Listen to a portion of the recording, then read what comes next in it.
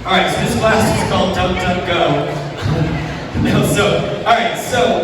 did kind of the signature sort of intermediate duck that I feel like is really common and kind of essential, and then some variations off of it. So this guy, 1, 2, 3, 4, 5, 6, 7, and 8 is like sort of the easiest version.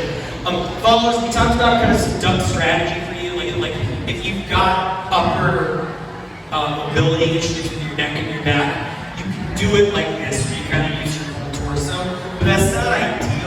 What you want to work towards instead is where it's just happening with the neck. I gave you the strategy of putting yourself against the wall, make sure your cross track doesn't leave the wall.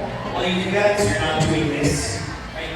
Or the upper level version of that was to counter your upper body. So we have that chest that counters the head going forward, round towards going back, to the right when I go to the left when I go to the right, so I get this effect, where my upper body is countering my head, whereas a lot of people didn't have their upper body going with the head, which is slower and less balanced.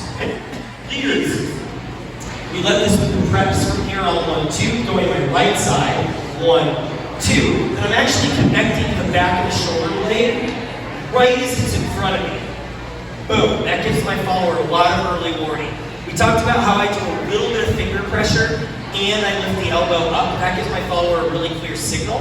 Followers, as your foot comes through, you're actually going to prep your head the opposite direction. So take your head to the right as your left foot reaches over. Good. Yeah, there you go. Then your head rolls through. That's a little counterintuitive, but you don't want to take your head directly towards it. You want to go away and then under. Looks cooler and works better. Whoosh, more dramatic. And then we had, bam, victory, look at each other at the end, slide away, anchor. Also gave the option of doing a second duck. So we could go here and be like, that was so good, I'd like you to do it again. And then I exited this one with the inside turn from there. And then we had the bonus option of the leader's turn. I think it'll be easier to see from this side, actually. So we came through and on around 4, but really it's as the follower is finishing their duck, I actually start going already. Notice how I'm going kind of with her head finishing. I don't wait for the follower to finish. Hand smooths through, and I slide my hand to the inside of the elbow. If you do this, it's not long. I just feel like it feels a little funkier in the middle of the pattern. So I go here. I step through. Notice how I'm keeping the hand over here instead of back there. That will lead the follower to turn.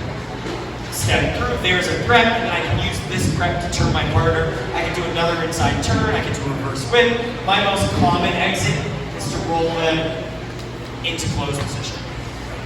So timing-wise, it might be 1, 2, 3, 4, 5, 6, 7, and 8, 9, and 10, for example. And then I showed the bonus option, which was she has a duck, I go through, duck them again, and then you can do any of the other exits that we had after that. All right, thank you guys so much. Great job, everybody. I hope to see some of you again tomorrow.